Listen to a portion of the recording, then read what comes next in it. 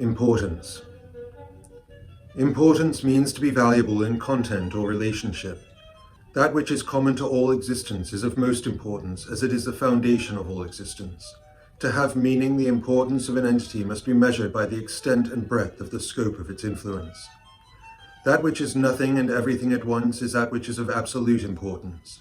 Absolute infinity contains all possible values, yet has no value in and of itself. It is nothing, and yet it contains everything. It is that which is of most simplicity, and that which is of most complexity.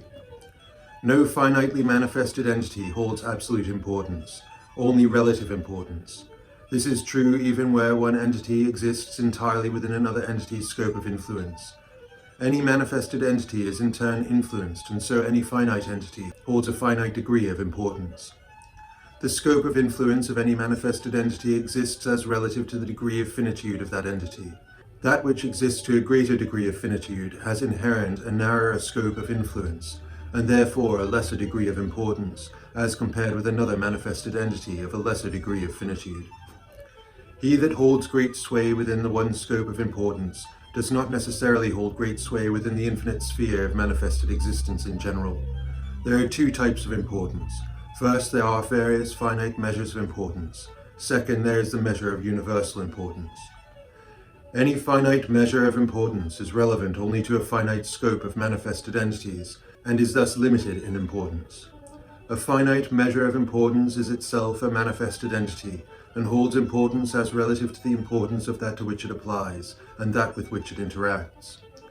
Any finite measure of importance, like any finite entity, is infinitely insignificant when seen in the light of that which is infinitely relevant, and therefore infinitely significant and of absolute importance. Perception.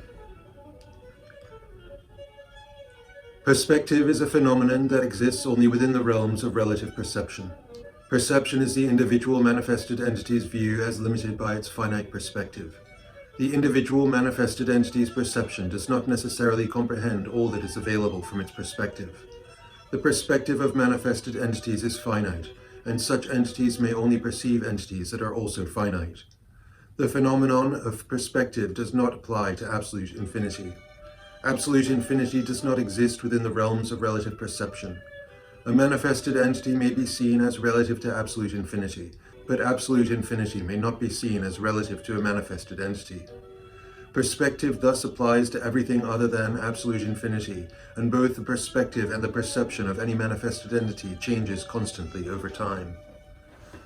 Perception may comprehend, to a finite extent, differing degrees of constancy as embodied in change. Perception may also note the constantly changing nature of perspective, though not the extent of it. This is the extent of the relevance of perception to constancy.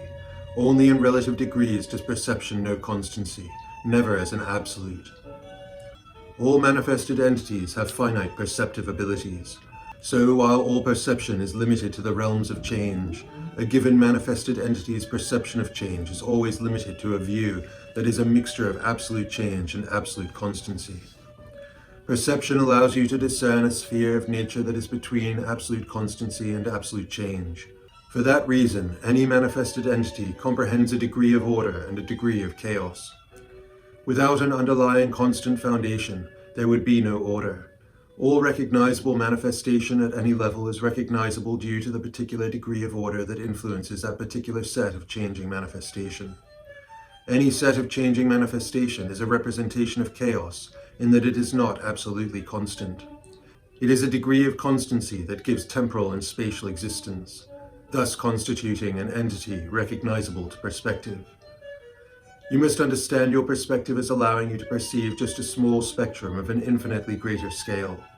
Your situation of perspective allows you a view of all that which is relevant to you. Because you exist in the realms of change, your perspective will change as that which is relevant to you changes. You must always seek to expand your perspective to the greatest degree possible. Abstract. That which holds a nature closer to that of absolute infinity is by nature less particularized. By being closer to the nature of absolute infinity, it is relatively more abstract than that which is further in nature from the nature of absolute infinity. The closer any entity comes to absolute infinity, the more it takes on attributes more similar to the nature of absolute infinity. As absolute infinity has no manifested existence, an entity that comes closer to the nature of that must lose by degree its particularized manifested identity. The entity that desires the opposite of the nature of absolute infinity becomes more particularly manifested and moves away from the nature of absolute infinity. It becomes, to a greater extent, more subject to the laws that govern finite manifestation. As the finite entity becomes more particularly manifested, its sphere of influence decreases. Absolute infinity has infinite jurisdiction in that it has an infinite effect of an infinite quantity and array of entities. That which moves closer to absolute infinity, through the conscious design of inevitable change towards the nature of absolute infinity, shall take on a representation more closely resembling absolute infinity. It shall grow in terms of scope of perspective and sphere of influence. That which more closely resembles absolute infinity shall be, from the perspective of any finite entity, more subtle, as it holds less particularity than that which is more finite by nature. From the perspective of any finite entity, that which is more finite shall be more obvious. From the perspective of a manifested entity, that which is greater may seem lesser as it is quieter. It may seem in this way to have a smaller sphere of influence than the entity that can be perceived without difficulty. The louder, from the perspective of a manifested entity, might drown out the sounds of the entity that speaks quietly with greater subtlety and greater universal resonance. For this reason, it is of ultimate importance that you seek to carefully comprehend the true nature of that with which you interact, that by which you are influenced. If you allow the more finite, the more solid and obvious to influence you by thinking that it is the more powerful, then you risk losing that which you have achieved and increasing your sphere of perspective and influence. That which is more subtle is more powerful. Its sphere of influence is greater. To a perceiving entity, that which is subtle will resonate to the extent of the subtlety of the perceiving entity. Thus it is that it is possible to discern subtlety through measuring the degree of subtlety of that which is chosen to fill the environment of a given entity. The manifested entity that is less finite by nature manifests a greater extent of existence and influence over existence than the entity that is more finite. That which is more finite is more apparent than is the subtle to that which is close, but clarity of immediate presence is not an accurate measure of ultimate influence. You shall work to generate an influence that is quiet when close, but which travels far to influence much by subtle means. Constancy. You must understand that you have, built into your consciousness, self-perpetuating mechanisms of survival instinct. In the light of the finitude of your existence, you hold as important that which you can comprehend, that which sustains what you know of your existence. In that way, you are drawn to particularity of manifestation. You must understand that you realize, at least subconsciously, that constancy disregards your own mortal and fleeting existence. Constancy puts at risk everything that you know, including yourselves, and suggests all such fleeting existence as insignificant. Your sense of personal identity governs the perpetuation of the finite in your existence. It is that which rebels within you when faced with a representation of absolute infinity, a representation of its own insignificance. You must not allow your sense of personal identity to fixate upon a present limited existence. If it does, you will lose your ability to evolve to a more subtle state. You must muster strength such that the fleeting nature of your identity can be set aside as your master.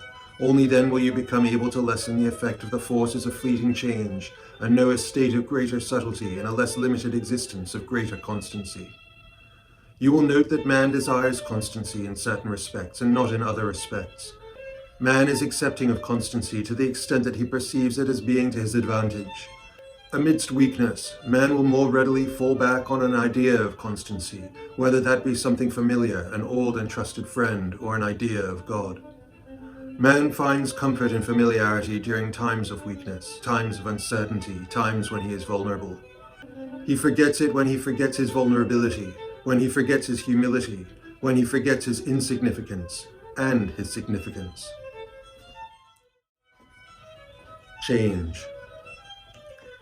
The nature of the manifested entity is that it changes.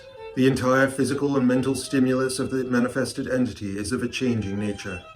These stimuli excite the senses of the physical and mental conditions of the manifested entity in ways both welcome and unwelcome.